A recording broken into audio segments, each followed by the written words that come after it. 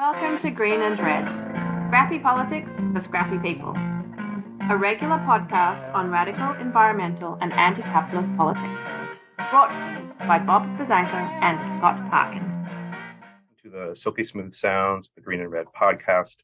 I'm your co-host, Scott Parkin, in the atmospheric river that is Berkeley today. And as always, I am joined by Bob Bazanko in Houston. Looking forward, excited for today's guest, who's one of our favorite people and has been writing a lot of stuff lately. So can't wait to talk to him about it. Yep. And today we're joined by Colonel Andrew Bacevich, returning guest to the Green and Red podcast. Welcome to Green and Red, Colonel Bacevich. Glad to be with you, but don't call me Colonel. Come on. Oh, sorry. How about Andy? Andy, right. would you go Andy? Okay. Yep, Andy's good. Andy is a professor emeritus of international relations and history at Boston University. He's a retired officer of the U.S. Army, and he is co-founder and president of the Quincy Institute for Responsible Statecraft. And then he has a new book called On Shedding an Obsolete Past, as well as many other books and recent essays in Tom Dispatch and Foreign Affairs. Today, we're going to be talking about it's the anniversary. It was recently the anniversary of the Russian invasion of Ukraine, so we'll be talking about that some and many other foreign policy issues around foreign policy as well. And so, Colonel Bacevich, maybe we can just start off. You actually, I think last time you talked to us was last February, just before the Ukraine war had begun, and you said that the U.S. sees threats as far away and needing a military response, but not close to home like climate change or COVID. Now that the war has gone on for a year and become more brutal and bloody, can you envision things ever going back? America looking inward instead of seeking monsters to destroy. And I would say that's also a theme in these some of these essays that you've just put out recently. Yeah, you're asking me, can I imagine we're ever going back? Yeah. No. I mean, in a sense, sadly. Having about to reach the finish line in my life, I hope it won't be next week or next month, but the end is near. One of the things that I guess I've concluded in my in witnessing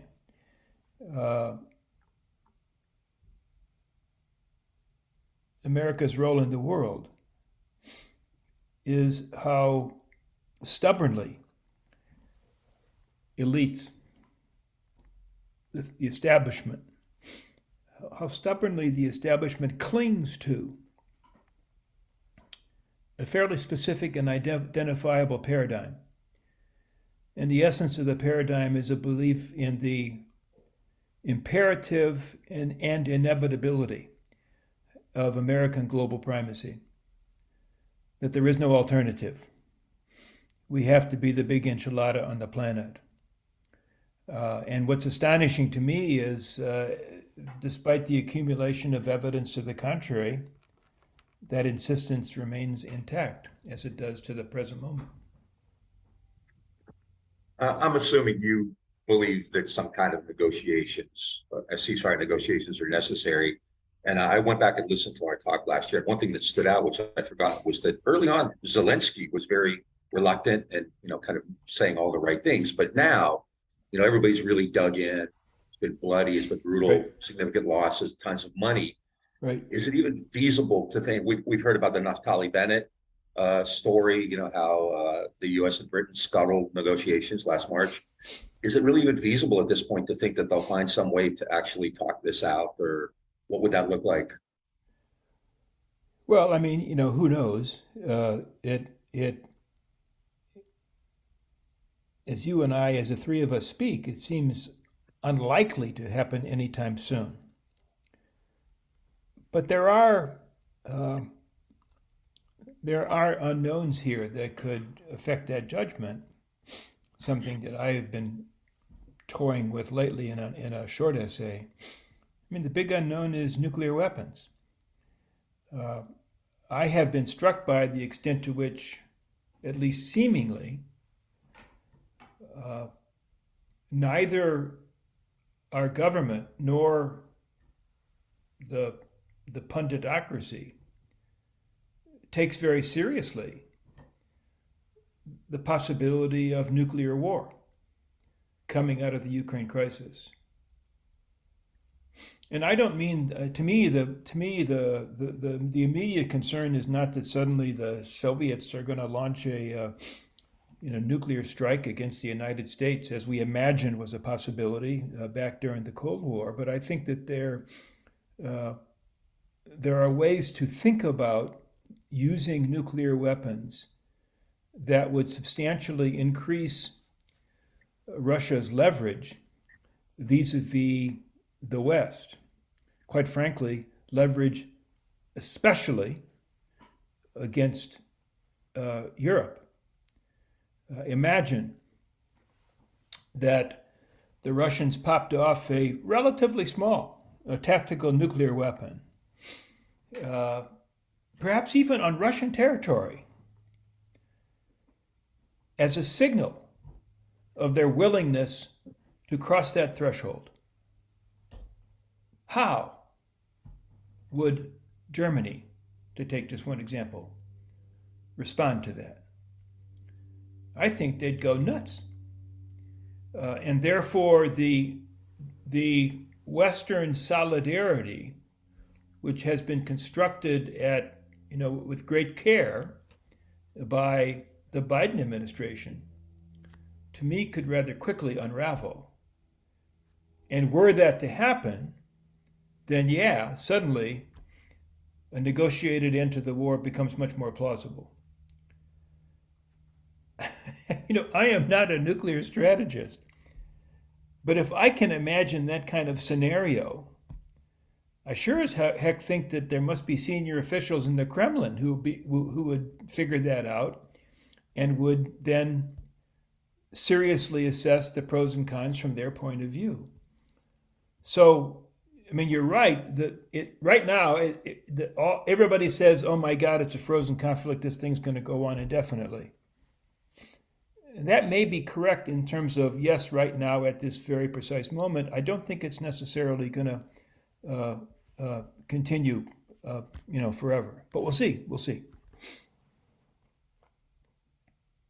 It seems like another component here is, how much the sort of war industry has really seized upon this. Kind of towards the beginning of the conflict, we saw comments from I think it was the CEO of Raytheon, maybe Lockheed Martin, about how they're looking at a very good quarter because of potential conflict in China and Ukraine.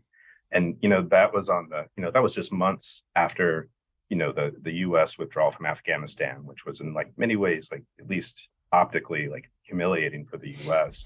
And I'm wondering, were you surprised at how quickly, people who are profiting from war, militarists, military complex, industrial complex, were able to sort of resurrect themselves so quickly around this proxy war in the U.S.? I don't think I was, because that's what they do. They're in the making money business, and therefore they're alert to opportunities. And they waste no time in exploiting opportunities. And war for them is a great opportunity. So that doesn't. The part that surprises me is that so soon after the humiliating conclusion of the Afghanistan war, we always have to remind ourselves, the longest war in our history. So soon after the humiliating conclusion of the war, why doesn't the political establishment demonstrate a certain wariness before jumping into the next conflict? Now, let's be fair. Biden has been very clear that he intends to prevent U.S. forces becoming directly involved. In other words, he's saying, we're going to engage in a proxy war and there will not be any American bloodshed. And so far, he's been able to sustain that. Were that to come apart, then I think the American support for the Ukraine war could begin to unravel. And again, we'd have a new set of circumstances that might facilitate the beginning of serious negotiations. The war's got to end. Barring a nuclear holocaust, it's going to end. It's going to end through some kind of deal, and it's really a matter of trying to figure out how to begin the serious talks to forge that deal. I mean, even though I'm sure you've been accused of being some kind of puppet for Putin or whatever, but again, last year we were talking about kind of strategic empathy, the idea that you may not like what another country is doing and they may be bad, but you have to understand that they have their own interest. And we talked about NATO, and NATO's expanded even since then. And to say like tell us why Putin's doing a good thing, but Russia seems actually realistically to be hemmed in, and not. I mean, do you see any way that they could kind of be given an out to kind of have some credibility left? Yeah, I think I can. I mean, let's back up a second. Before the war began, and not just days before, months before, years before, Putin was signaling that his insistence that there is first of all, his insistence that Russia is a great power and deserves to be respected. Second, that Russia has a set of vital security interests that are defined at least partially in territorial terms, which is another way of saying he contended that Russia has a sphere of influence that others should respect. And if they respect it, then there's a possibility of mutual coexistence. You'll recall, and I think this was not only after the war began, but before the war began, the Biden administration's position, if I remember correctly, articulated in particular by the Secretary of State, the position was there are no such things as spheres of influence. That's a old-fashioned 19th century concept that has no validity. Putin obviously didn't accept that, and of course the ironic part is that actually neither do we.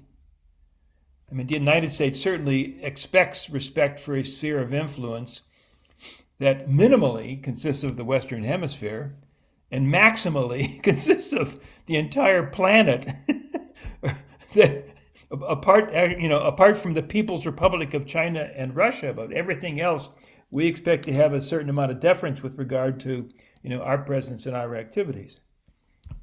So, I think the precondition of an agreement is for the United States to acknowledge that yes, Russia does have interests that are distinct from our own, and that Russia deserves to have those interests respected.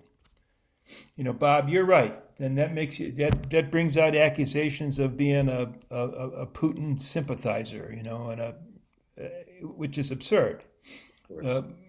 But the larger point of the importance of trying to empathize, not agree with, not endorse, but to try to empathize with the perspective of your adversary is like rule number one, I think, in statecraft.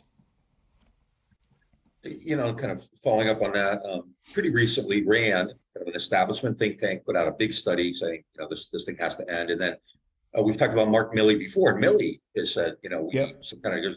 Do you think that indicates that there are fissures or there's actually a debate going on at these levels?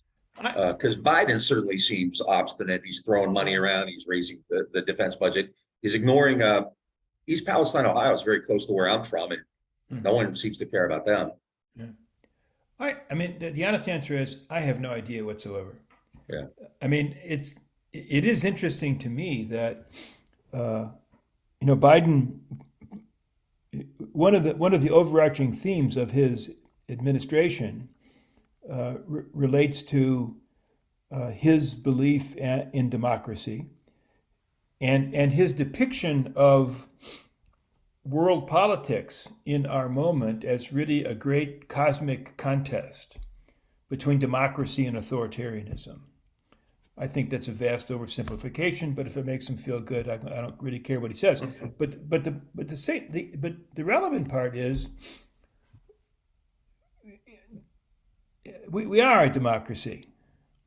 But how the hell then can I not really have any clear understanding of what the United States government is thinking and doing with regard to this terrible crisis?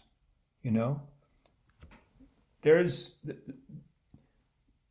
I expect behind closed doors, people like General Milley talking to the president probably does say, hey, wait a second. It really would be useful if we could find a negotiated end to this conflict. But the public face presented to us, citizens, voters, the people, is that the object of the exercise is to achieve a Ukrainian victory over Russia. And of course, there's no basis for negotiating if that's if that's what we're trying to achieve. And what would that be? I mean, push Russia out of Donbass, obviously, but get rid of Putin? I mean, what does that even mean? I mean, you know, all the three of us know is kind of what we read in the papers. Right, but I mean, it seems pretty clear to me that there are a lot of people who think that getting rid of Putin is a central war aim. Yeah. Now, I imagine they're hoping that somebody else will do the dirty work. You know, there'll be some inside. Remember, that's what we hoped would happen after the Gulf War of 1991 or whatever it was. That we all the Bush senior administration hoped that Iraqis would then dump Saddam and solve the problem. So that's not exactly a plan that has proven to be. But I imagine they would like some entities within Russia to remove Putin from power, with an expectation that whoever then takes over might be more amenable to whatever the U.S. and the Europeans have on offer. But again, you know, what do we know? We're witnesses. You're an expert compared to the vast majority of Americans. So if you don't know, then I don't know.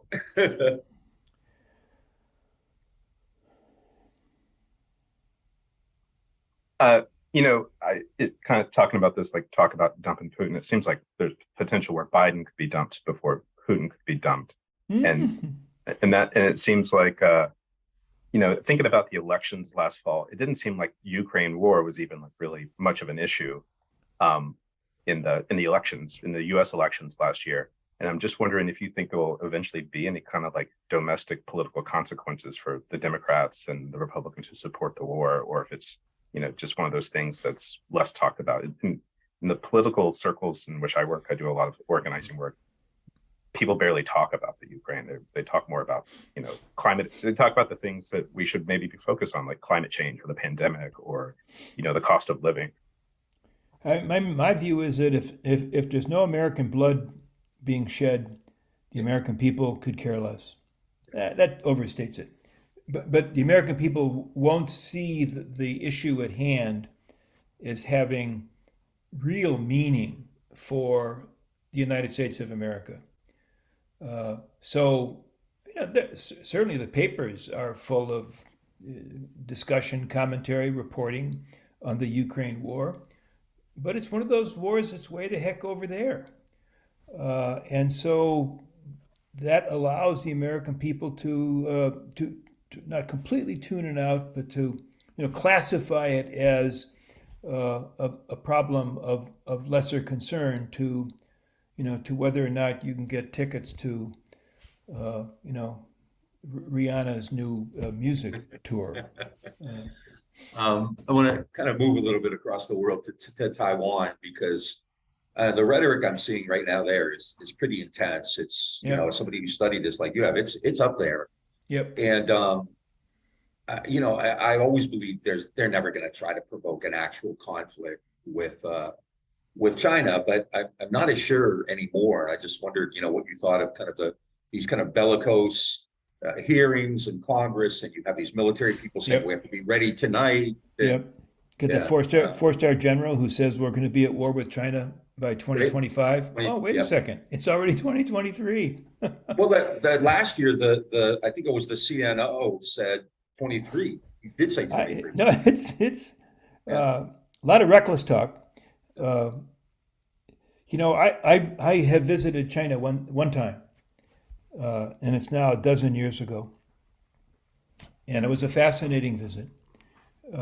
You cannot help but be impressed by the level of development, economic change. Right there, smacks you in the face. And on this trip, obviously we are being propagandized wherever we went. But we talked to government officials, we talked to party officials, we talked to academics, very sophisticated people, and they were at one in insisting upon the importance of Taiwan and of ultimate reunification. They weren't saying, and we're going to make that happen tomorrow. But I must admit, I came away believing that there is something like unanimity with regard to the insistence that Taiwan must someday return to direct, PRC control. It ain't no joke. And it has seemed until now that there's recognition both in Beijing and in Washington that the status quo ain't that bad. If we can maintain this, it ain't that bad. Because it gives us political stability. It's given both sides all kinds of economic opportunity. Given Taiwan economic opportunity. They have a huge cross-straits trade with the PRC. So who wants to upset this apple cart? And it really does seem like that it's rhetoric coming out of the United States that is the biggest threat. I don't want to give a pass to the PRC. I do think that certain PRC actions, particularly in the South China Sea, are provocative, foolish, I would say. But nonetheless, they don't necessarily lead to war. But I'm with you, Bob, that the mood in our country seems to be becoming increasingly hostile, increasingly not welcoming the prospect of war, but finding that prospect to be somehow acceptable. And to me, that boggles the mind. A war between the United States and the People's Republic probably would end up involving the use of nuclear weapons. Even if it didn't, the economic impact on the entire globe would be profound. Yeah. So I don't, you have to hope that sober minds will prevail, but there doesn't seem like a lot of sobriety on that score in Washington these days. Well, yeah, the way that hysteria was ginned up with balloons. I don't think, a perfect example. I don't think it's a coincidence you're having these Wuhan lab hearings right now. I mean, they could have done these at any time, but now you need to kind of, again, gin this up. Also, I mean, I think one thing I like to tell people is, there's international law may be quaint, right? But there is actually, Taiwan has a legal status recognized by the U.S. one China policy. Right. And is anybody like globally, thinking about that?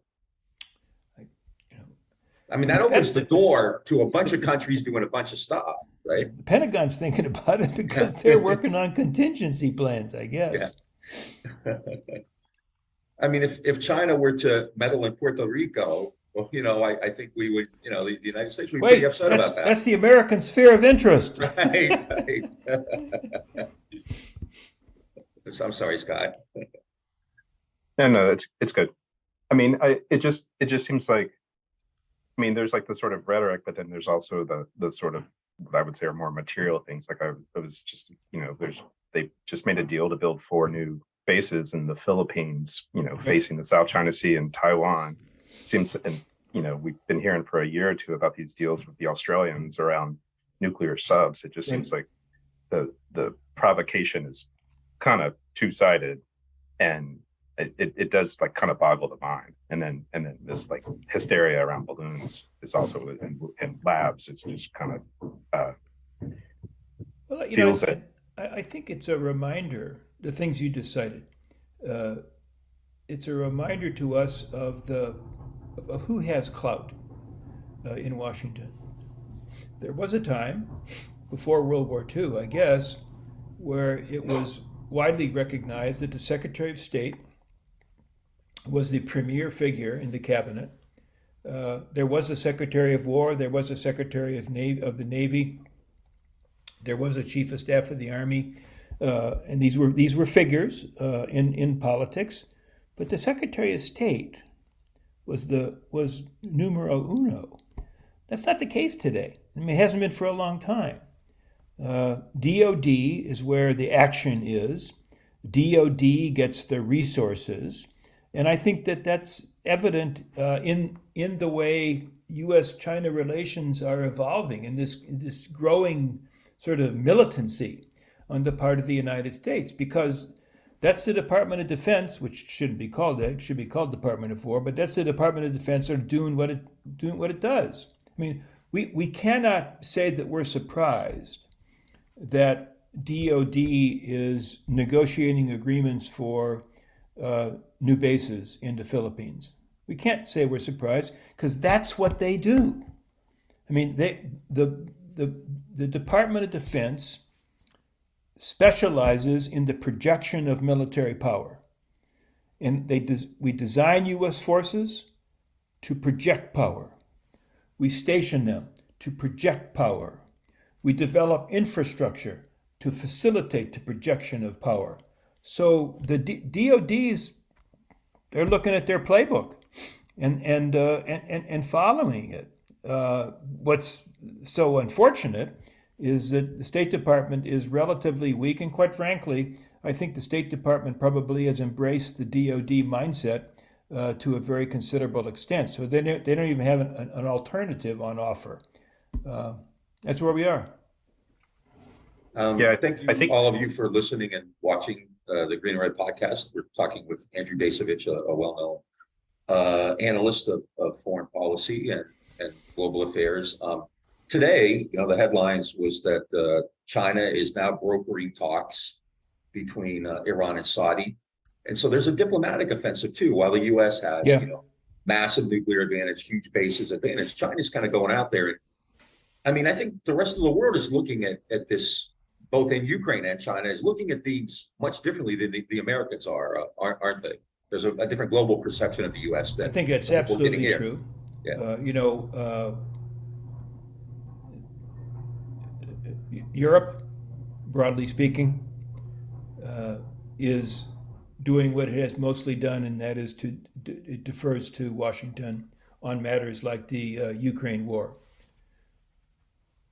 But that doesn't determine what India's policy is.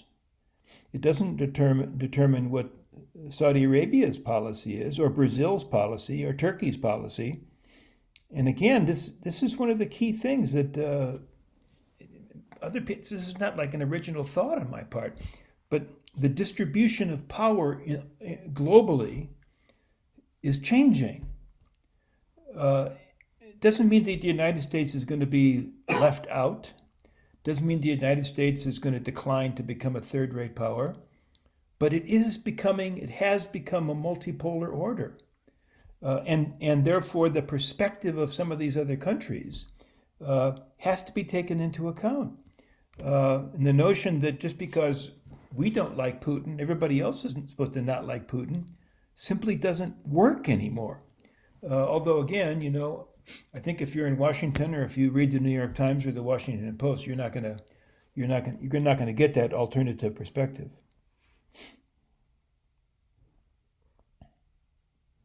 Actually, and kind of talking about that sort of disparity of power, or the disbursement of power that's going on in the world.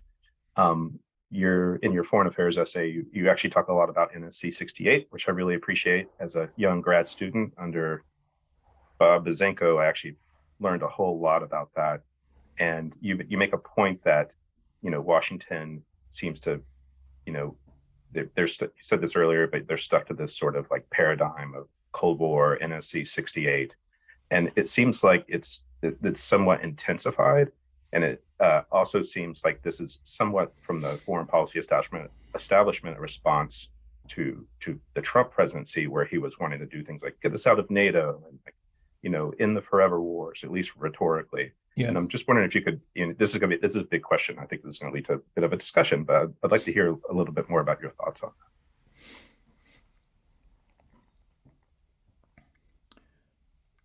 Well, we're coming up in the 20th anniversary of the Iraq War.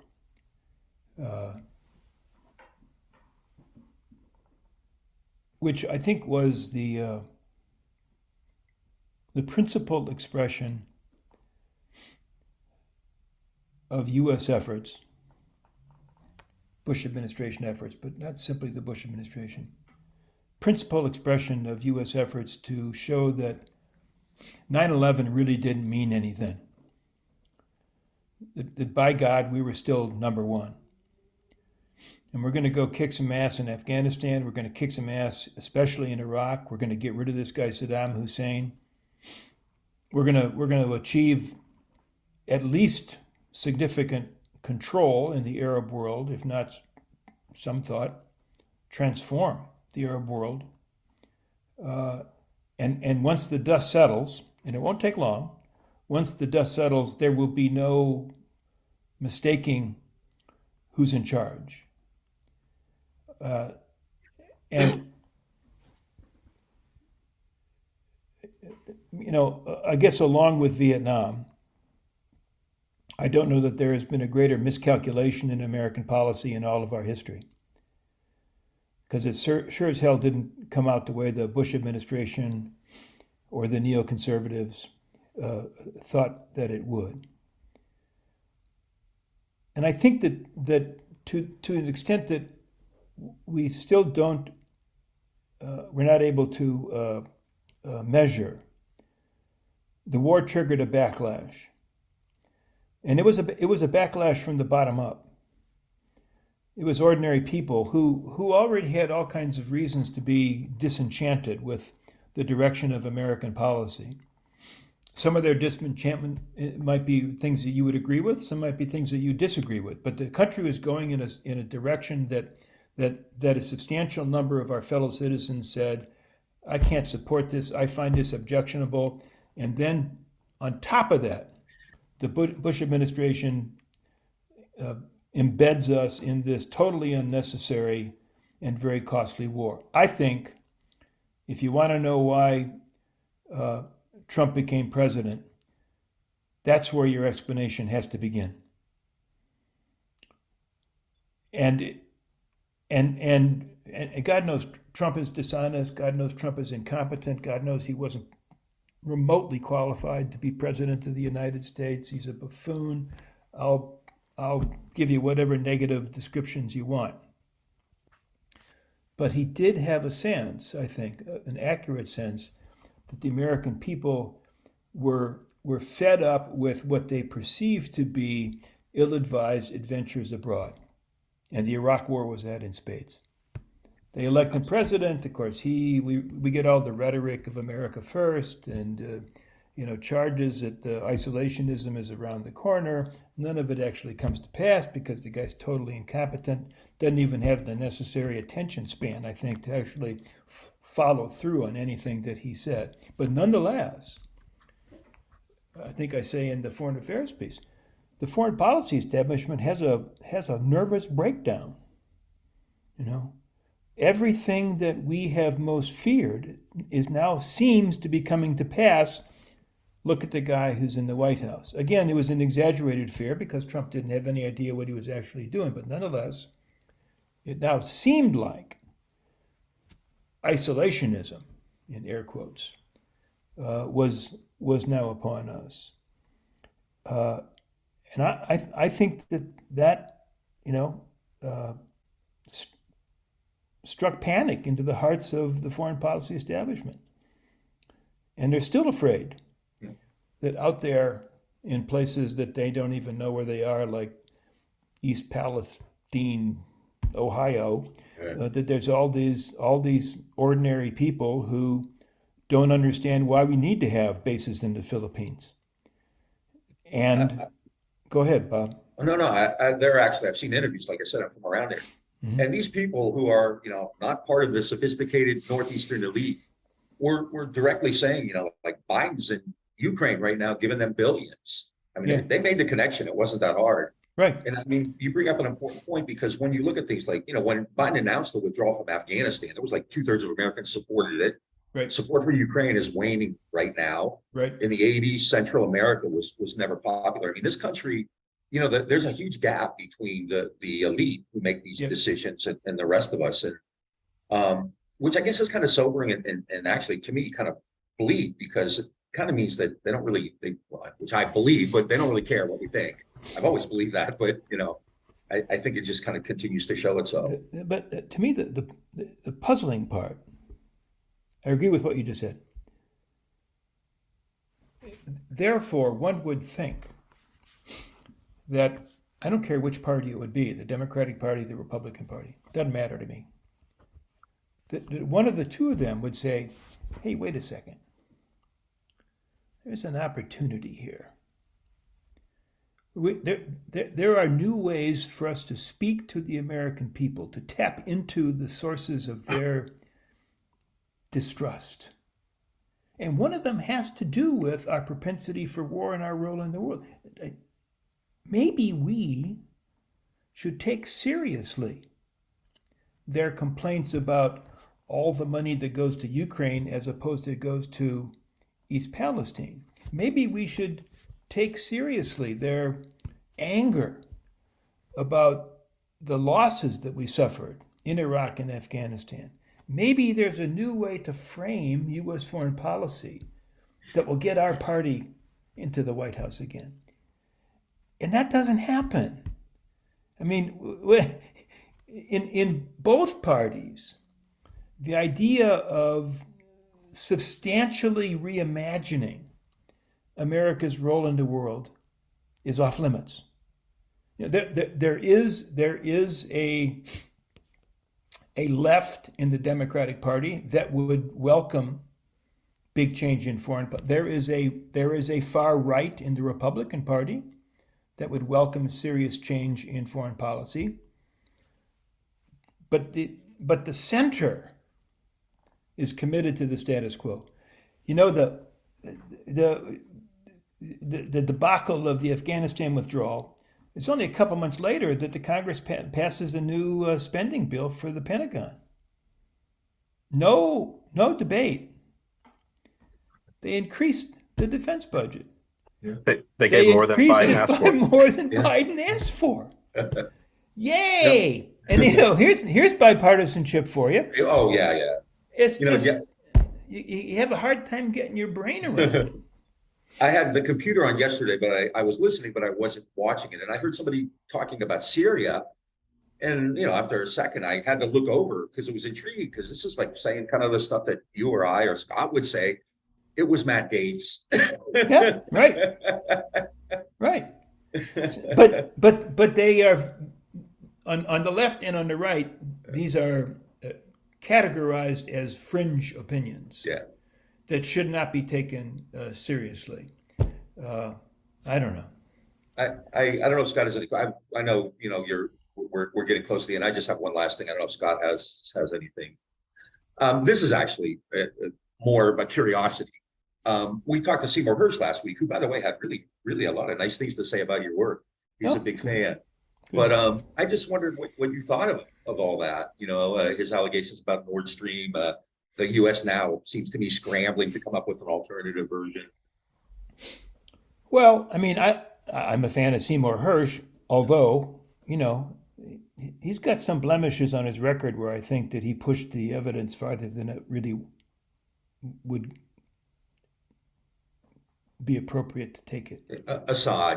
But he's a brilliant journalist, and he's a gutsy one. He doesn't give a damn. He's gonna call it the way he sees it. I don't think I know enough to make a judgment as to who blew up the Nord Stream 2, pipeline.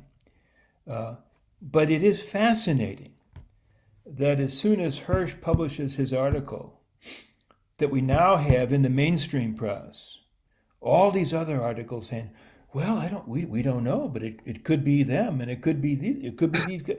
So they're just sort of throwing sand in the face of the public in order to obscure things rather than to clarify, which I suppose in an odd way is a tribute to Seymour Hirsch, because none of that would be happening were it not for his article in the first place.